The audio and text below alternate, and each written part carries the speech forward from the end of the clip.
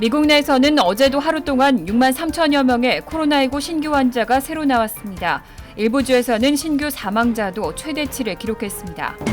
뉴욕, 뉴저지, 커네티컷주는 일부 주를 코로나19 위험 지역으로 선정하고 방문자들을 상대로 자가격리를 시행하고 있습니다. 지금까지 19개 주가 포함됐는데 추가로 3곳이 늘면서 22곳으로 확대됐습니다. 뉴욕주가 저소득층을 상대로 렌트비를 지원하는 프로그램의 세부 내용을 공개했습니다. 내일부터 신청 접수가 시작됩니다. 제약업체 모더나가 코로나19 백신 개발을 위한 초기 임상시험에서 환자 모두에게 강력한 면역 반응이 나왔다고 발표했습니다. 미 국무부가 코로나19 확산으로 중단시킨 해외 공간에서의 비자 업무를 조만간 다시 재개할 예정이라고 밝혔습니다. 이상은 이 시각 주요 뉴스입니다. 시청자 여러분 안녕하십니까? KBN 뉴스입니다. 오늘 오후 4시 기준 미 전역의 코로나19 누적 확진자는 어제보다 4만 7,116명 늘어난 359만 2,193명, 사망자는 584명이 늘어 13만 9,727명입니다. 이 가운데 뉴욕의 확진자는 704명이 늘어 42만 9,982명, 사망자는 23명이 늘어난 3만 2,485명, 뉴저지의 확진자는 211명이 늘어나 18만 1,984명, 사망자는 42명이 늘어 15,704명으로 집계됐습니다. 첫 번째 소식입니다. 미국 내에서는 어제도 하루 동안 6만 3천여 명의 코로나19 신규 환자가 새로 나왔습니다. 재확산세가 이어지고 있는 가운데 일부 주에서는 신규 사망자도 최대치를 기록했습니다. 감염 확산이 사망자 확대로도 이어지는 모습을 보이고 있습니다. AFP 통신은 존스홉킨스 대학의 통계를 인용해 어제 하루 미국에서 6만 3,262명의 신규 환자가 나왔다고 보도했습니다. 텍사스주에서만 1,745명의 신규 환자가 나오면서 코로나19 사태 후 최대 1일 신규 환자 기록을 세웠습니다. 캘리포니아주에서는 이날 입원 환자가 6,745명, 중환자실 입실자가 1,886명으로 증가하며 모두 최대를 기록했습니다. 또 신규 환자는 7,346명이 추가됐고 누적 환자 수는 33만 6,508명을 기록했습니다. 특히 로스앤젤레스 카운티에서는 4,244명의 신규 환자가 발생하고 입원 환자는 2,103명으로 증가하며 둘 다 최대치를 기록했습니다. 플로리다주에서는 이날 코로나19 사태 후 가장 많은 132명이 하루 동안 사망한 것으로 집계됐습니다. 또 노스캐롤라이나, 엘라베마, 네바다와 유타주도 이날 신규 사망자가 가장 많이 나왔습니다. 오클라호마주에서는 993명의 신규 환자가 나오며 최다 기록을 세웠고 조지아주에서는 환자가 전날보다 3,394명 더 나왔습니다. 미시시피주는 입원 환자가 역대 최대인 805명으로 올라갔습니다. 이렇게 코로나19 감염세가 확산되면서 사업장 폐쇄나 단속 강화 등 코로나19 억제를 위한 조치도 미 곳곳에서 강화되고 있는 상황입니다. 뉴욕, 뉴저지, 커네티컷주는 다른 주에 비해 코로나19 상황이 비교적 안정세를 보이고 있습니다. 이 세 개 주는 코로나19 확산 방지를 위해서 일부 주를 위험 지역으로 선정하고 방문자들을 상대로 자가격리를 시행하고 있습니다. 지금까지 19개 주가 포함됐는데 추가로 3곳이 늘면서 22곳으로 확대됐습니다. 14일 CNBC 방송은 뉴욕과 뉴저지, 커네티컷주가 이날 뉴멕시코주와 미네소타주, 위스콘신주, 오하이오주 등 4개 주를 자가격리 대상주로 추가했다고 보도했습니다. 반면 델라웨어주는 자가격리 대상에서 제외됐습니다. 뉴욕주를 비롯한 이들 3개 주는 코로나19 검사자 가운데 확진 비율이 10%를 넘는 주를 자가격리 대상으로 지정하고 이들 주에서 오는 방문자들에게 2주간의 자가격리를 시행하고 있습니다. 뉴욕주와 뉴저지, 커네티컷주는 코로나19 상황이 비교적 안정세를 보이고 있습니다. 앞서 엘라베마와 아칸소, 애리조나와 캘리포니아, 플로리다, 조지아, 아이오와 아이다호, 캔자스와 루이지애나, 미시시피, 노스캐롤라이나, 사우스캐롤라이나, 네바다, 오클라호마, 테네시, 텍사스와 유타주 등이 자가격리 대상으로 지정됐습니다. 해당 지역에서 온 방문자는 자가격리 대상자라는 통보를 받게 되고 이를 위반하면 강제격리와 함께 최대 $10,000의 벌금이 부과됩니다. 뉴욕주가 저소득층을 상대로 렌트비를 지원하는 프로그램의 세부 내용을 공개했습니다. 내일부터 신청 접수가 시작되고 신청 조건에 해당하면 이민 신분에 상관없이 누구나 신청할 수 있습니다. 앤드류 쿠오모 뉴욕 주지사는 코로나19 사태로 일자리를 잃거나 수당이 줄어들어 렌트비 지불에 어려움을 겪고 있는 저소득층을 돕기 위한 렌트비 지원 프로그램 신청 접수를 오는 16일부터 시작한다고 밝혔습니다.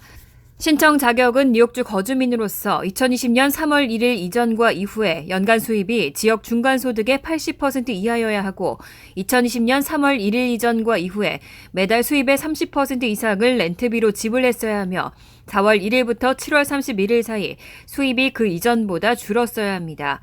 지원금은 랜드로드에게 직접 지급되고 3월 1일 이전 세입자의 수입과 이후 렌트비 부담률을 비교해서 그 차이만큼 지불합니다. 다만 지원금은 지역별 평균 렌트비의 125%까지만 적용됩니다. 한편 세입자가 4월 1일 이후에 이미 렌트비를 전액 지불했다고 해도 지원금 혜택을 받을 수 있습니다. 이민신분에 상관없이 누구나 신청할 수 있습니다. 제약업체 모더나가 코로나19 백신 개발을 위한 초기 임상시험에서 환자 모두에게 강력한 면역 반응이 나왔다고 발표했습니다. 특히 고용량이 투여된 그룹은 코로나19에 걸렸다가 회복된 사람에게서 발견된 항체보다 4배나 많은 항체가 발견됐다고 밝혔습니다. 모더나는 27일부터 최종 3단계 임상시험에 들어갑니다. 14일 CNBC와 NBC 뉴스는 의학저널 뉴 잉글랜드 저널 오브 메디슨을 통해 공개된 1단계 임상시험 관련 데이터를 근거로 모더나가 코로나19 백신의 초기 임상시험에서 환자 모두에게 강력한 면역 반응이 나왔다고 보도했습니다. 이번 보도에 따르면 45명 참가자 전원에게서 항체가 생성됐습니다. 참가자 45명은 15명씩 3그룹으로 분류돼 해당 백신을 25마이크로그램, 100마이크로그램, 250마이크로그램씩을 투여받았습니다. 28일 간격을 두고 2차례에 걸쳐 팔 윗부분에 주사를 맞는 방식입니다. 이 가운데 고용량이 투여된 그룹의 경우 코로나19에 걸렸다가 회복한 사람에게서 발견된 항체보다 4배 많은 항체가 발견됐습니다. 모더나는 심각한 부작용은 없다는 입장입니다. 참가자 절반 이상은 피로와 근육통, 주사 부위의 통증 등의 증세를 경미하거나 조금 심하게 보였지만 국립알레르기 전염병 연구소는 부작용 상황이 추가 임상시험을 막을 정도로 심각하진 않다고 보고 있습니다. 모더나는 오는 27일 임상시험 최종 단계인 3단계에 들어갑니다. 이는 87곳의 각기 다른 연구소에서 3만 명의 참가자를 대상으로 진행되는데 참가자들이 100마이크로그램의 후보물질을 투여받고 29일이 지난 이후 두 번째 접종이 진행됩니다. 지난 3월에서 5월 사이 미국에서 2천만 명이 코로나19에 감염됐을 수 있다는 추산이 나왔습니다. 로버트 레드필드 CDC 국장은 당시 하루에 2만 명을 검사했지만 실제로는 하루에 15만 명에서 20만 명이 감염됐을 수도 있다고 밝히고 지금도 매우 심각한 상황이라고 강조했습니다. 로버트 레드필드 질병통제예방센터 국장은 14일 의학협회지와의 인터넷 세미나에서 항체 검사를 이용하면 지난 3월에서 5월 코로나19에 얼마나 많이 감염됐었는지를 이해할 수 있다면서 지난 3월과 4월, 5월 사이 실제로는 미국에서 2천만 명의 감염자가 발생했을 것이라고 추산했습니다. 레드필드 국장은 당시 하루에 2만 명을 검사하고 있었지만 실제로는 하루에 15만에서 20만 명이 감염됐을 수 있다고 추정했습니다. 이어 지금 매우 심각한 상황이라며 현재 하루 6만 명 이상의 신규 확진자가 발생하고 있고 실제로는 얼마나 많은 감염을 나타내는지 알 수 없다고 우려했습니다. 또 트럼프 행정부가 학교들의 가을 학기 정상화를 압박하고 있는 가운데 학교가 안전하게 문을 열기 위한 비결은 마스크 착용이라고 강조했습니다. 이어 마스크는 코로나19 바이러스를 차단할 수 있는 매우 중요한 예방조치라고 피력하고 앞으로 4주, 6주, 8주, 12주 동안 미 전역에서 마스크를 쓴다면 전염은 멈출 것이라며 마스크를 쓰고 사회적 거리를 두고 손을 씻으면 전염을 막을 수 있다고 강조했습니다. 트럼프 행정부는 코로나19 재확산에도 불구하고 가을 학기 정상 개학을 압박하고 있습니다. 하지만 최근 실시된 여론조사 결과 미 학부모 10명 가운데 7명은 아이를 학교에 보내는 것이 위험하다고 대답했습니다. 개학을 강행하는 것이 트럼프 대통령에게 정치적 악재가 될 수 있다는 분석도 나왔습니다. 14일 인터넷 매체 악시오스와 여론조사업체 입소스는 지난 10일에서 13일 성인 1,063명을 대상으로 여론조사를 한 결과 학부모 10명 중 7명은 아이를 학교에 보내는 것이 위험한 행동으로 여기는 것으로 나타났다고 발표했습니다. 자녀를 가을에 학교를 보내는 것이 위험하다고 생각하느냐는 물음에 학부모 응답자 43%는 매우 위험하다고 답했습니다.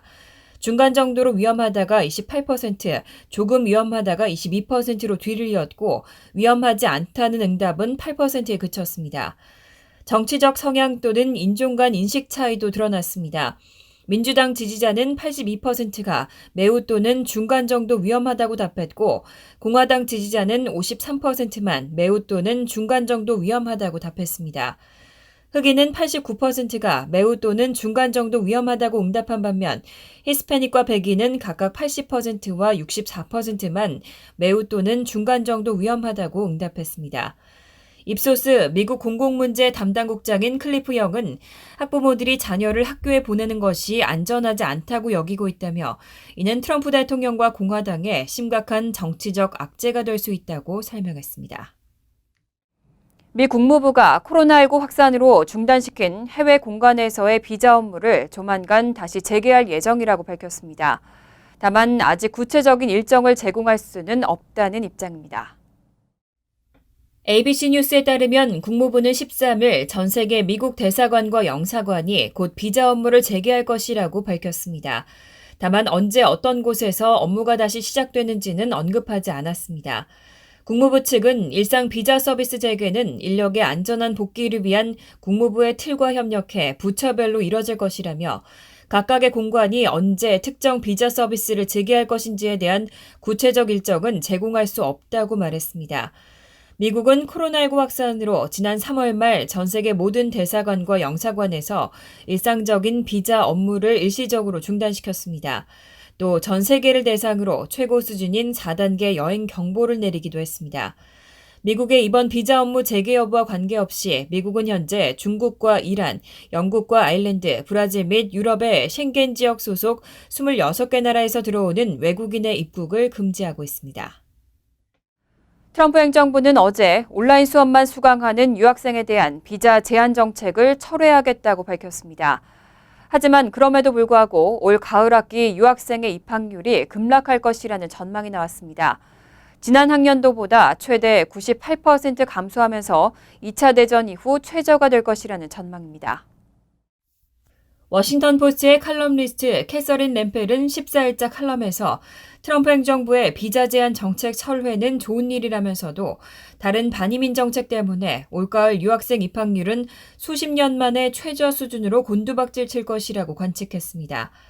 램펠은 2020-2021학년도 가을 학기 미국 대학 입학 유학생 비율은 2018-2019학년도보다 63%에서 98% 감소할 것이라는 미국 정책기구의 분석이 있었다며 이 추정치는 향후 몇 주 동안 다른 이민 조치들이 어떻게 이행될 것인지에 대한 불확실성을 반영한다고 주장했습니다. 이 추정치에 따르면 미국의 유학생 입학률은 2차 세계대전 이후 가장 낮은 수준으로 떨어지는 것입니다. 램펠은 이런 입학률 급락 요인으로 두 가지를 들었습니다. 먼저 전 세계 미국 대사관과 영사관이 코로나19 사태로 학생 비자 처리를 포함한 정기 서비스를 중단했기 때문입니다. 또 많은 국가들이 여전히 코로나19 유행과 관련해 미국 여행을 금지하고 있기 때문에 비자 업무를 재개해도 비자가 발급될지는 미지수라고 평가했습니다. 미국과 캐나다가 코로나19 확산 방지를 위해 시행 중인 양국 간의 국경 통제 조치를 8월까지 다시 연장하기로 합의했습니다. 양국은 지난 3월 21일부터 필수 목적을 제외한 여행을 상호 금지하기로 한 뒤 30일 단위로 시행을 연장해 오고 있습니다. CBS 방송 등 캐나다 언론은 캐나다와 미국이 코로나19 확산 방지를 위한 국경 통제 조치를 8월까지 연장하기로 양국 간 합의가 이뤄졌다고 보도했습니다. 양국은 코로나19 사태 발발 이후 지난 3월 21일부터 운송과 의료 인력 통행 등 필수 목적을 제외한 여행을 상호 금지하기로 한 뒤 지금까지 30일 단위로 시행을 연장해 왔습니다. 현재 이 조치는 오는 21일 만료되고 이번 재연장은 네 번째입니다. 이번 양국 간의 합의는 주스탱 트리도 총리가 전날 트럼프 대통령과 전화 통화를 하고 국경 통제 조치를 포함한 각종 현안을 논의한 뒤 나온 것으로 알려졌습니다. CBC 방송은 캐나다 측이 앞으로도 예측 가능한 시점까지 국경 봉쇄를 지속하기를 기대하고 있다며 특히 미국에서 코로나19 발병 추이가 기록적으로 악화하면서 양국 간의 통행이 이전 수준으로 재개될 경우에는 캐나다 공중보건에 위협이 될 것으로 여긴다고 지적했습니다. 또 최근 여론조사에 따르면 캐나다 국민의 80%가 미국과의 국경 통제가 유지되기를 원하고 있는 것으로 나타났다고 전했습니다.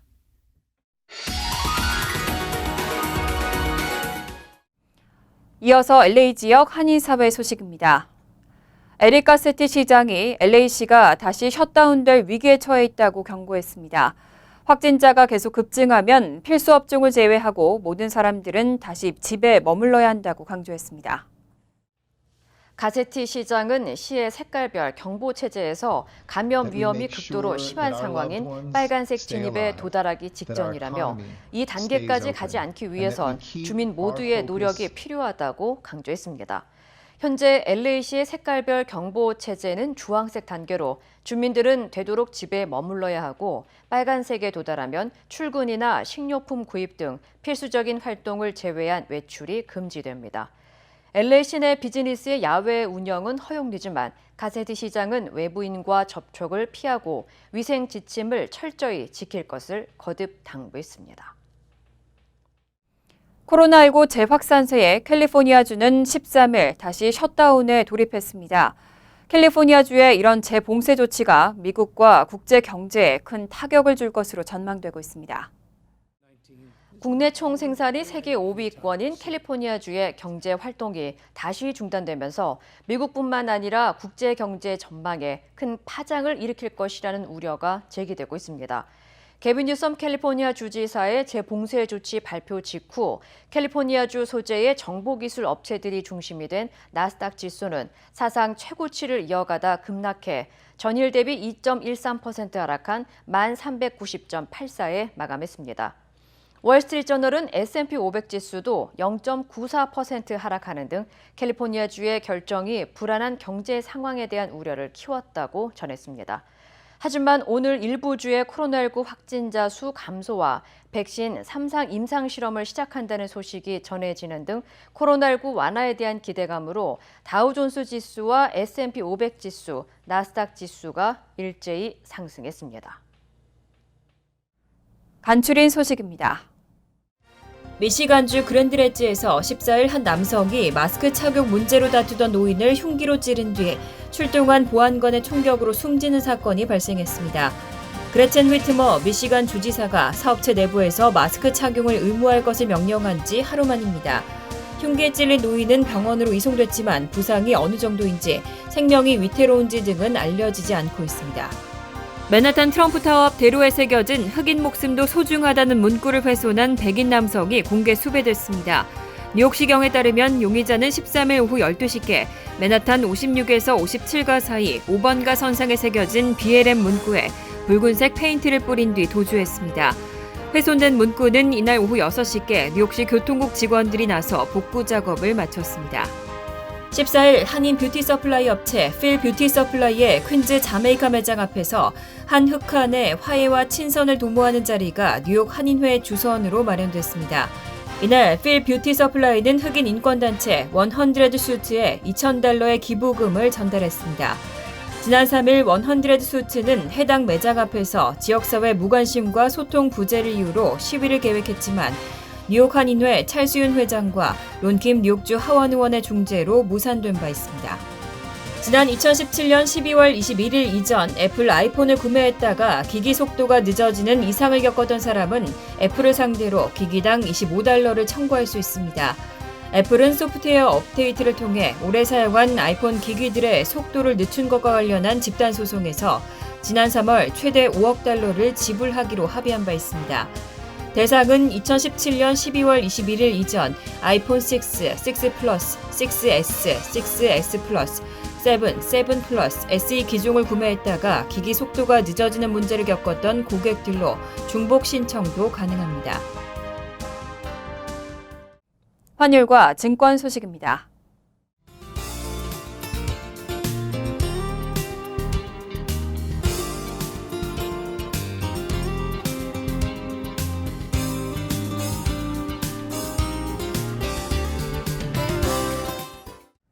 이어서 날씨입니다.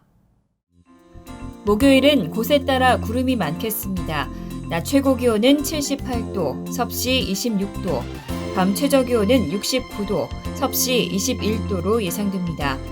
금요일은 구름이 많은 가운데 오후부터는 천둥 번개나 소나기 오는 곳이 있겠습니다. 토요일도 구름이 많겠고 적지만 천둥 번개나 소나기 올 가능성이 있겠습니다. 이상으로 KBN 뉴스를 마칩니다. KBN과 함께 즐거운 저녁 되시기 바랍니다.